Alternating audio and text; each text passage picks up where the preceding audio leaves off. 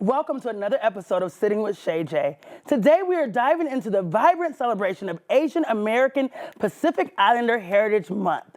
We are joined by Sara Moore, Executive Director of the Colorado Boat Festival.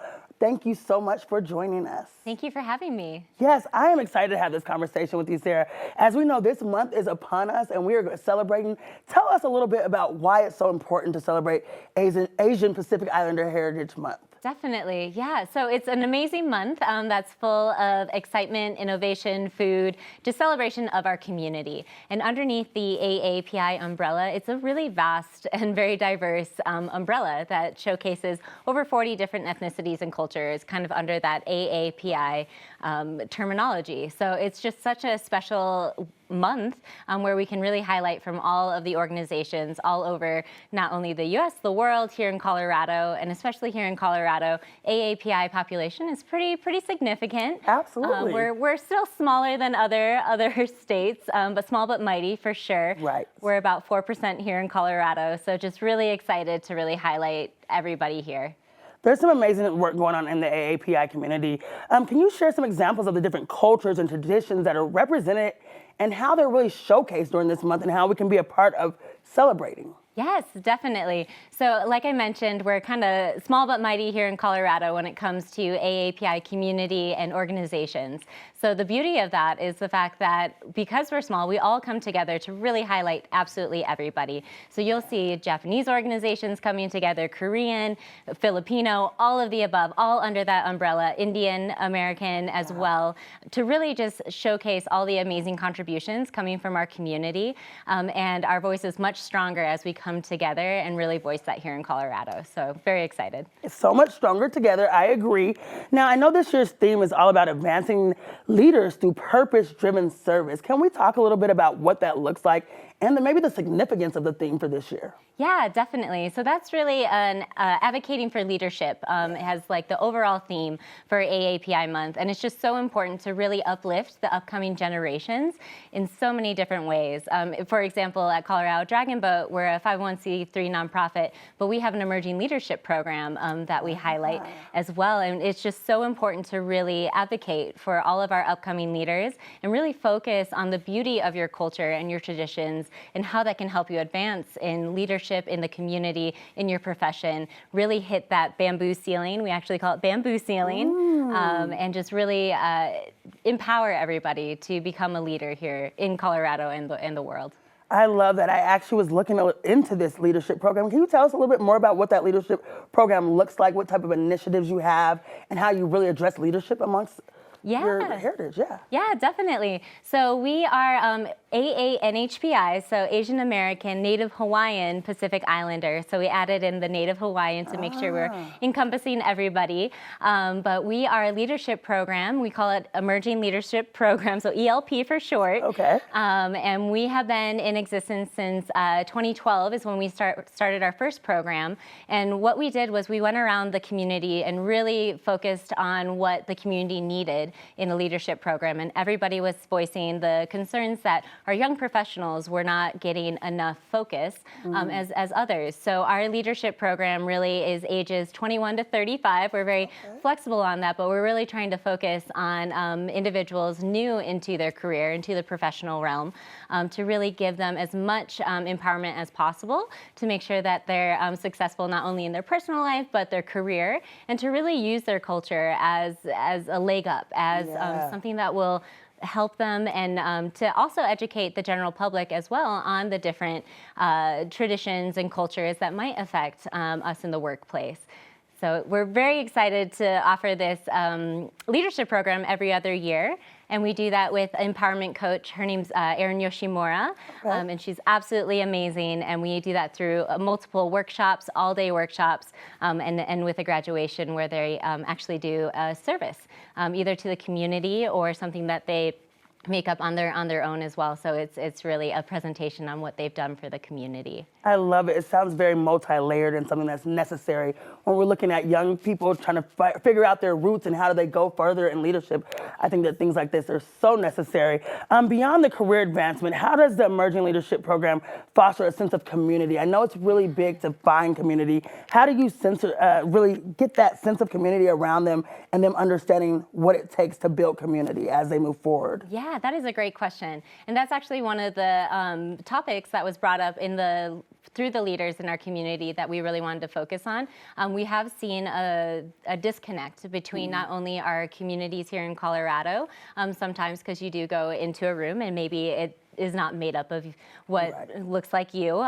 So we're bringing people together under that one roof as well to ensure that people see that there are people in these professions that look like me, that have the same upbringing as me, that has the same traditions, and we can really work together to advance together. But another thing that we also noticed was a gap in generations.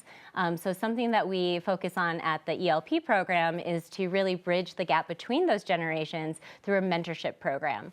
So we actually pair up all of our ELPers, is what we call them, ELPers, with a mentor in the community that can help them advance in their career and just show what the past generations have done to just pave the way for the newer generation.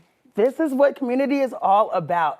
Now, I want to learn more about this Dragon Boat Festival. I've heard great things. I know this is one of the largest ones in the nation right here in Colorado. Yeah. So it's in our own backyard. Tell us about what this celebration looks like. Yeah, definitely. So as you mentioned, we are shockingly the largest Dragon Boat Festival in the country, even though we're a landlocked state. Yeah, that's amazing. Yeah. So the main reason why we are the largest is not only the fact that we have dragon boat races, which are absolutely beautiful to watch, 2-day event, dragon boat races all day long, both days, but we're also a huge arts and culture event. So we are an event that brings people together to really showcase the amazing accomplishments and contributions coming from the AAPI community.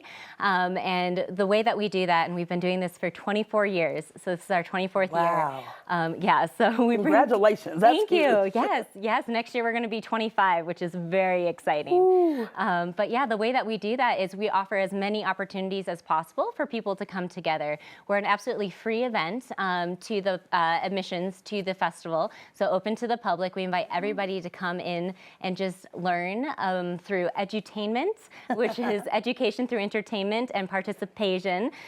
So we really have people come and just immerse themselves in art and culture from the AAPI community. And we do that through 3 different stages with over 100 different performances from local organizations from all over Colorado. We also have a Taste of Asia food court, so such good food. I'm sure. people wait in lines for that because it is worth it. It is so good. So we have over 25 different food vendors on site. We have a large Asian marketplace with over 100 different vendors where you can shop and find amazing goodies. And then we have a Dragonland area for kids and education because we are very family-based. We want everybody to come enjoy. I've actually seen a week-old baby at our festival, and I met a 97-year-old man. So wow, we range. I mean, you're doing the generations. Yeah, definitely. And then, of course, we have the amazing dragon boat races that happen all day, Saturday and Sunday. Super exciting, really special to watch. It's a very ancient Chinese athletic competition. Okay. But we invite everybody who would like to be on a dragon boat to create a team and come do some friendly competition. Well, it's not too late to get your team together if you want to be a part of the Dragon Boat Festival. I'm going to be looking for my team. I don't know who to even call, but I'm going to figure it out. Oh, yeah. As we're celebrating AAPI Heritage Month, what are some important conversations or some things that we should be highlighting in the community and making sure that we're really giving it what it needs from us in the community? Yeah, definitely. I think just asking questions, coming out and really immersing yourself in culture is so important. And one of the easiest ways to do that, well, in July would be the Dragon Boat Festival. Right, come absolutely. There. But one of the easiest ways to do that, at least for me, is food. I love food, and especially Asian food or different types of food. You can really go and visit those vendors and just ask them questions, eat food that you may have never had before. Boba is absolutely delicious. I love a boba tea. For sure. So food, definitely. And then also another event that we actually host earlier in the year in March, but it's a film festival. Yes. So we're actually the only all-Asian and Asian American film festival in Colorado. But that's such a great way to immerse yourself in different cultures, is just to experience storytelling through cinema. And you can do that year-round as well. Definitely for AAPI, it's good to come to the Colorado Dragon Boat Film Festival. Right. But Denver Film, which is a local nonprofit organization, shows foreign films throughout the year. And you can really find that online as well, but it's a great way to immerse yourself in culture. But really, when you have the opportunity to come to certain events, there's a lot of events happening in May because of AAPI month. Just kind of Google AAPI events in Denver and you'll get a whole list. But just feel welcome to go and just experience it. We really want you to come and just celebrate with us. The doors are open for you to be a part of this experience all month long. So do something you may have not done before so you can immerse yourself in experience. As we near the end of our conversation, I want to ask one final question. Looking ahead, what do you see, or what would you hope to see for the future of the AAPI Heritage Month? What would you like to see as this expands? Yeah, so I think as we all know, just in general, AAPI month is a very special month, and there are so many new and exciting activities to enjoy, especially here in Denver and all throughout Colorado. But I think it's really important to know and understand that AAPI month can be AAPI year. There we go. You do not have to just celebrate this month, but definitely celebrate hard this month. I like that. But definitely just more visibility and representation from the AAPI community, which I think we're doing a really good job here in Colorado, and just to continue that. We're going to continue that here, I know for sure, at 9 News. Thank you so much for this conversation. I appreciate you coming in. Make sure you guys check out the Dragon Boat Festival. It'll be coming in July. We'll have more about that closer to the time. And remember to continue to support the impactful work that's happening right here in Colorado from the Dragon Boat Festival and beyond. Thank you for watching Sitting with Shay J. Until next time, keep embracing diversity, culture, and the richness that our world has to offer. See you later. And we'll see you back here on 9 News Plus.